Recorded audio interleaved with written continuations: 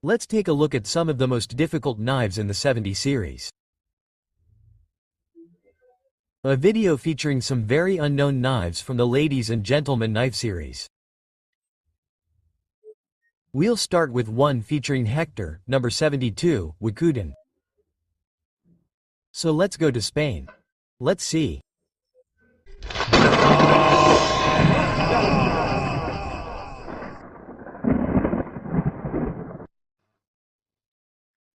Hello, let me introduce you to the 84mm version of Acudant, which I didn't know existed until Homa classified it as such, using catalogs. 84mm in Guilloché steel finish without a ring. About 19mm in this area and 5.4 here.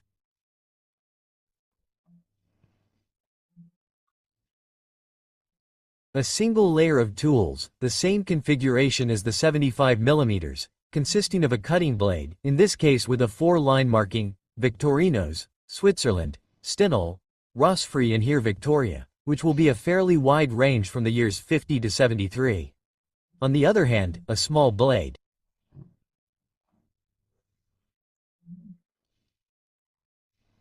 As you know, this one has no markings. And what I find most interesting about this knife is in this recess where the long nail file comes out. This file was longer because it's broken. Okay, it's quite common for these types of files to break in this area, which is where it has the least material because that's where you put your nail in to get them out. Here the final part with the rounded cleaner has been lost, the finish of the file with a crosscut with a double diagonal.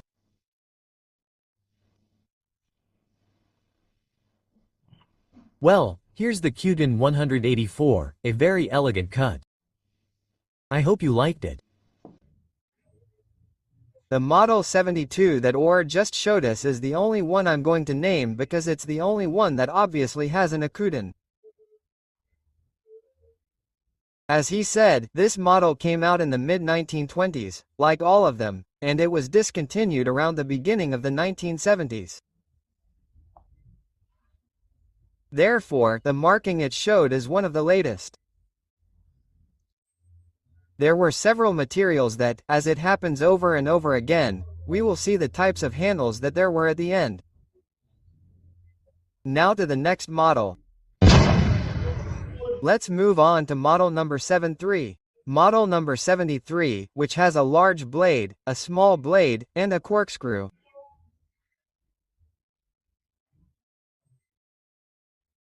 It is one of the rare models that came out in the 1930s and was not released until the year 1950, that is, it was on the market for a short time, all the models with a corkscrew, not just this one, and we can agree that it is one of the most difficult.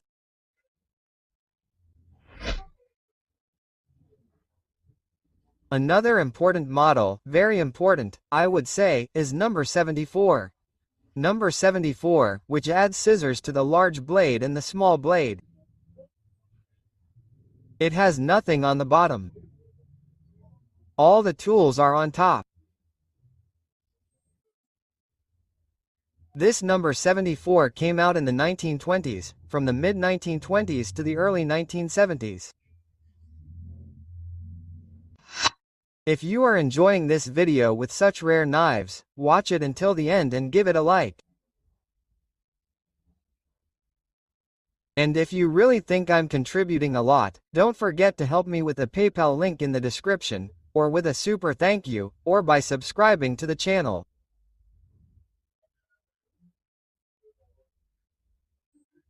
Now we're going to move on to a spectacular model that my friend Emanuel from ELC Custom is going to show us.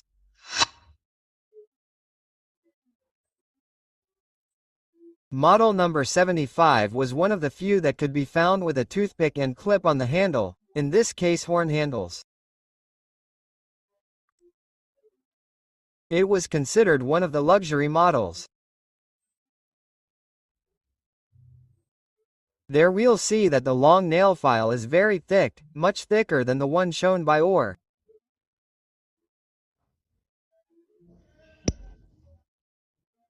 On the other hand, obviously we're going to have the large blade, which shows us the marking, and then the small blade. It's one of the models considered luxury because, note that in 1971, the Nakar model with toothpick and clip cost 10 times more than the number 70 in ELC.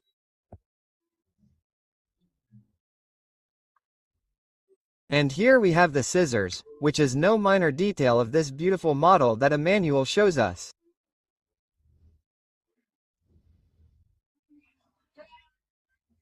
And finally, the most difficult model of all, which is the number 76, whose configuration will have a large blade, small blade, scissors and corkscrew.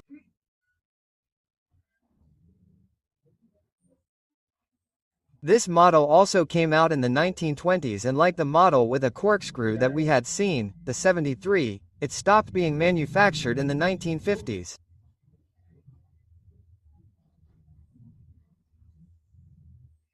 It should also be noted that the Model 76 does not have a 75mm version, it is exclusively in 84mm. I told you that the 76 was the most difficult. No, it is not. I correct myself. The most difficult is the number 73, the one with a large blade, small blade and corkscrew, which only came out for 20 years. It came out in the 30s and stopped being made in the 50s. And I can't be without a catalog. So let's go to the 1946 catalog, where we are going to see all these knives. Here we can see the Accoutant, the number 72. They will all have two variants, and there are also the smallest ones in 75mm. Some even come in 69mm and 61mm. But that's the subject of another video. On another page we'll look at the 73, which I was telling you is the most difficult, the one that has two blades and a corkscrew. The 74, which has scissors in addition to the two blades. Here we have number 75, which is the one Emanuel showed us. It had two blades, scissors, and the most robust nail file. And finally, number 76, which had two blades, scissors, and a corkscrew. And now we're going to get into the materials, the most beautiful thing about this knife. The idea was like this. You chose the model of the knife, called 72, 73, 74, 75, 76, and you had options. And we can see these options in this photo, for example, where we have turned steel. This is the case of the Guilloché that Aitor showed. Other options are the Carry 1, we're also going to see the Celador 1, Imitation Care 2 imitations of Nakar and Oro.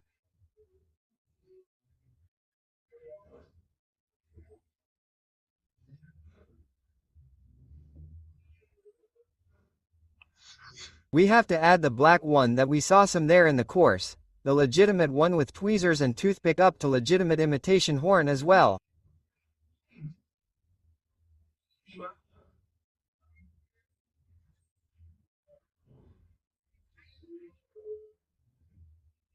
The celluloid ones that broke very easily and let rust through, generated gases, aluminum, the soft ELC that we know now, and the variety that can be put with rings or not.